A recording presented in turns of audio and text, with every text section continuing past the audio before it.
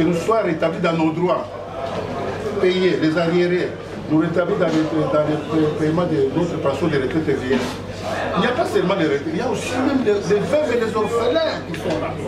Kayembe Kitengemani Olivier, Manvouela Makanda André et 38 autres demandeurs viennent au tribunal de grande instance de Kinshasa-Gombe contre la Caisse nationale de sécurité sociale, CNSS en sigle. Les demandeurs viennent solliciter leur prise en charge et les paiements de dommages et intérêts. Selon les avocats de la partie demanderesse, leurs clients seraient anciens travailleurs de l'office de route. Ils affirment qu'ils étaient affiliés à la CNSS durant leur carrière. Leurs clients auraient payé leurs cotisations conformément à la loi pour bénéficier de leurs droits après leur cessation définitive du travail. Les avocats de la partie demanderesse affirment que la CNSS refuserait leur prise en charge sans motif valable, malgré plusieurs réclamations faites par ces collectifs de retraités. Ils soutiennent en outre que le comportement de la défenderesse causerait plusieurs souffrances à leurs clients.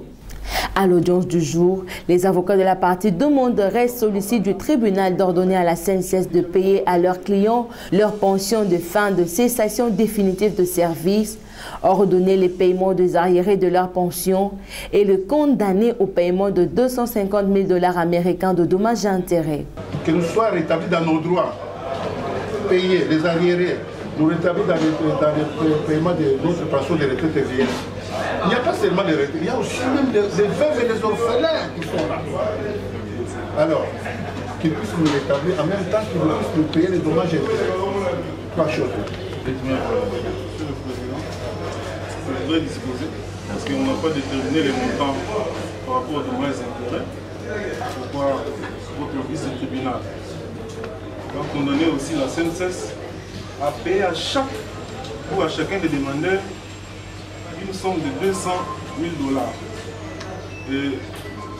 L'équivalent en francs congolais, bien sûr.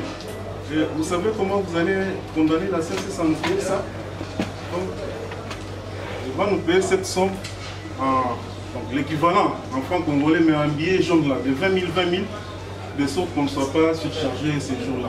Nous avons Les avocats de la partie défenderesse, pour leur part, sollicitent du tribunal de dire non fonder leur action pour absence de preuves et condamner les demandeurs au paiement de 80 000 $ américains pour procès téméraire et vexatoire. Vous direz donc non fondé l'action diligentée par les demandeurs qui non seulement n'ont pas porté la preuve qu'ils sont travailleurs, mais qui reconnaissent dans leur courrier que leur employeur n'a pas versé les cotisations. La Caisse nationale de sécurité sociale ne donne que ce qu'elle reçoit. Elle prépare l'avenir des travailleurs. Monsieur le Président, c'est ici l'occasion peut-être de bien orienter les demandeurs. Ici, seraient-ils réellement des retraités? L'employeur qui a l'obligation d'effectuer des prélèvements, il a également l'obligation de reverser à la CNSS. L'employeur qui ne le fait pas, au-delà de l'aspect civil, il commet un détournement. Les demandeurs, s'ils s'estiment être en droit, mais ils peuvent saisir l'organe de la loi. Certes, les personnes morales ne délinquent pas, mais ce sont les dirigeants sociaux qui sont attraits devant les juges. Et pour avoir dérangé la CNSS, il s'est vu obligé de recourir aux experts que nous sommes. Et nous ne sommes pas à l'armée du salut. Ni la CNSS, pour vous dire que non, qu'ils s'arrangent entre eux. La CNSS vous donnera l'argent d'autres contribuables, d'autres employeurs, cotisés par d'autres employeurs. Nenni.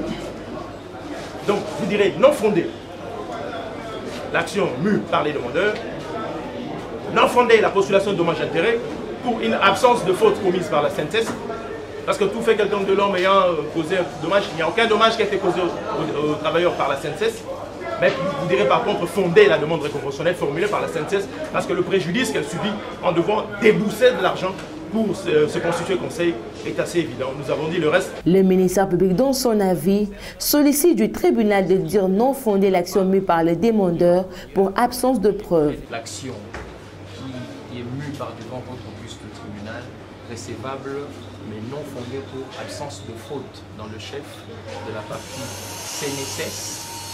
En ce qui concerne la demande réconventionnelle, nous remarquons effectivement que votre auguste tribunal est en face des travailleurs qui sont en dépit et travailleurs qui se demandent effectivement s'ils peuvent encore faire foi plutôt dans le chef de l'office de bourse. Ils n'ont eu d'autre choix que de venir devant le tribunal. Alors il serait plus ou moins difficile de démontrer que dans leur chef il y avait l'idée de témérité et de vexation pour enquiquiner la CNSS qui comparait à l'occasion de surveillance. Donc, nous le répétons, vous direz cette action recevable mais non fondée, fait comme de droit. Lorsque vous aurez fait cela, vous aurez rendu force à la justice. Après avoir entendu toutes les parties et l'avis du ministère public, les tribunaux clôt les débats et prend la cause en délibéré pour se prononcer dans le délai de la loi.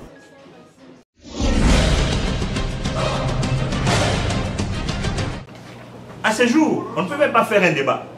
Parce que nous, on s'entendait que Mme Yala mettra en vote sa parcelle pour rembourser sa créance. Bref, les conventions légalement formées tiennent lieu de ce qu'ils ont fait. Iyolo Njondo Jacquinon, liquidateur de la succession Iyolo Lanjondo Jean-Baptiste, vient au tribunal de grande instance de Kinshasa-Gombe solliciter le paiement d'un prêt ainsi que le paiement de dommages et intérêts.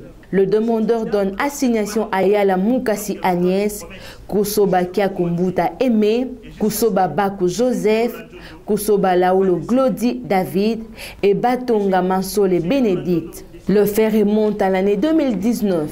Selon les avocats de la partie demanderesse, la première défenderesse Yala Mukasi Agnès aurait sollicité et obtenu un prêt de 45 000 $ américains pour le dédouanement de ses marchandises auprès de la société Ilebo Immobilière Sarel appartenant au fait part de demandeurs. Ils affirment que la première défenderesse aurait, avec accord de ses enfants, donné sa parcelle en hypothèque au profit de la société Ilebo Immobilier Sarel. Qu'après le décès de leur feu père, ils soutiennent que la première défenderesse en complicité avec d'autres défendeurs refuserait de rembourser la dite créance sous prétexte qu'ils n'auraient pas de revenus capables d'apurer la dite créance et cela au préjudice de la société de leurs clients. À l'audience du jour, les avocats de la partie demanderesse soutiennent que la défenderesse refuserait de mettre en vente sa parcelle hypothéquée pour rembourser la dite créance. Il sollicite du tribunal de condamner la défenderesse au remboursement intégral de 45 000 $ américains en capital et 247 500 $ d'intérêts conventionnels et ordonner la licitation de la dite parcelle hypothéquée pour faciliter le remboursement. À ce jour, on ne peut même pas faire un débat. Parce que nous, on s'entendait que Mme Yala mettra en vente sa parcelle pour rembourser sa créance. Alors qu'elle n'aime même pas mettre sa parcelle en vente. Le mot mettre en vente pose problème. Et elle n'a pas de moyens pour rembourser. On entend peut-être que le liquidateur décède encore et jusqu'à l'infini. Raison pour laquelle nous sommes venus par devant votre tribunal afin de solliciter les droits, de payer. C'est simple, payer l'argent d'autrui. Je crois que mon confrère peut compléter à ce qui concerne le droit. C'est le fait d'entendre. Par ces motifs, sous toute réserve généralement quelconque de droit, plaide au tribunal de dire recevable et parfaitement fondée la présente, en conséquence de condamner Mme Yala Kassi Agnès au remboursement intégral de la somme de 45 000 $ en capital et 247 500 $ d'intérêts conventionnels qui fait au total 292 500 $. D'ordonner la licitation et la vente de la parcelle mise en hypothèque pour faciliter le remboursement, de dire la décision à intervenir exécutoire non impostant tout recours, frais comme de droit, et ce sera justice. Les avocats de la partie défenderesse, pour leur part, sollicitent du tribunal de dire irrécevable la présente action pour défaut de qualité dans le chef du demandeur. Madame Yala Mukasi, la transactionnelle est là. Madame Yala Mukasi a contracté avec la société Ilebo représentée par M. Lanjonjo Jean-Baptiste. Donc, l'argent tel que donné en prêt, c'était l'argent de la société. Donc, en quelle qualité, nous ne savons pas quelle est la qualité que M. Jacquinon s'est prévaut ou bien saisi votre auguste tribunal. Donc, le premier moyen est tiré du défaut de qualité.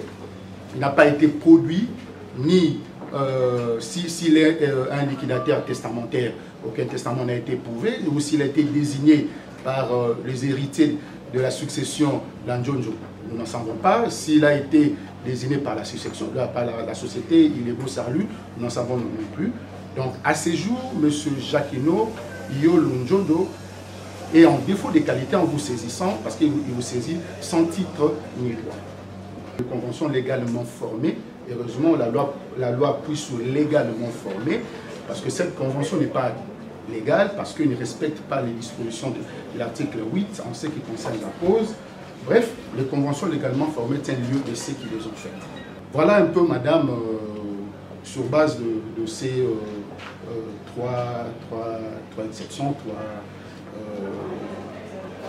éléments de fond, vous allez déclarer la présente action recevable, mais non fondée en fait comme un droit. Le ministère public sollicite du tribunal la communication du dossier pour son avis écrit. Nous demandons à votre vice-tribunal de nous communiquer le dossier pour notre avis. Merci.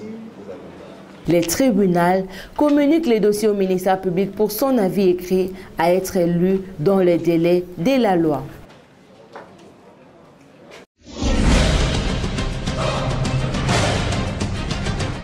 Vous direz recevable de fonder l'action mue par le demandeur.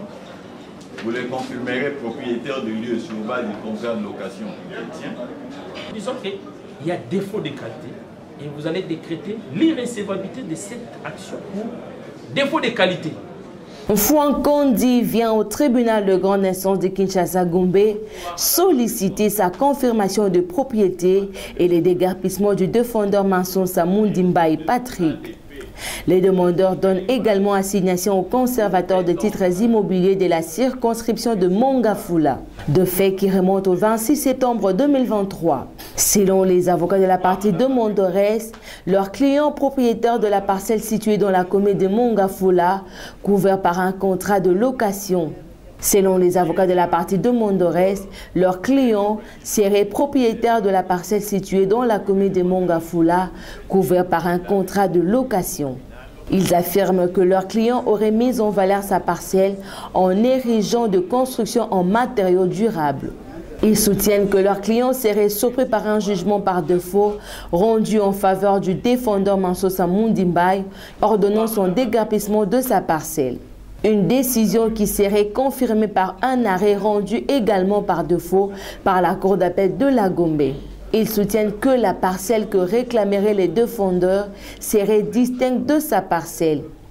Ils soutiennent en outre qu'il serait déguerpi de sa parcelle sans que le conflit de propriété ne soit tranché.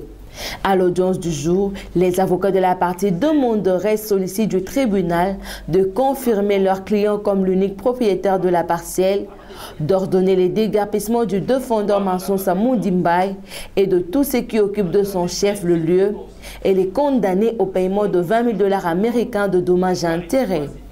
Vous direz recevable de fonder l'action mue par le demandeur. Vous les confirmerez propriétaire du lieu sur base du contrat de location chrétien. Vous ordonnerez les déguerpissements du défendeur, du premier défendeur qui occupe le lieu à ce jour et de toute personne qui s'y trouve de son chef. Et vous condamnerez ces derniers au dommage intérêt de l'équivalent en francs congolais de 20 000 $ pour tout préjudice conforme. Nous avons dit et nous nous réservons le droit de pouvoir répliquer au cas où la plaidoirie des défendeurs énerverait les non-plans. Les avocats de la partie défenderesse, pour leur part, sollicitent du tribunal de dire irrécevable l'action de la partie demanderesse pour défaut de qualité dans son chef, pour violation du principe de l'autorité de la chose jugée et absence de preuves. Disons qu'il y a défaut de qualité et vous allez décréter l'irrécevabilité de cette action pour défaut de qualité. Vous allez dire subsidiairement qu'il y a lieu de surseoir la présente instance en application du principe de pénalité civile en état. Et nous l'avons développé sur. Dire plus subsidiairement, non fonder la présente action pour faute de preuve de propriété à ce jour. Vous allez condamner M. Mfwakodi aux frais de la présente action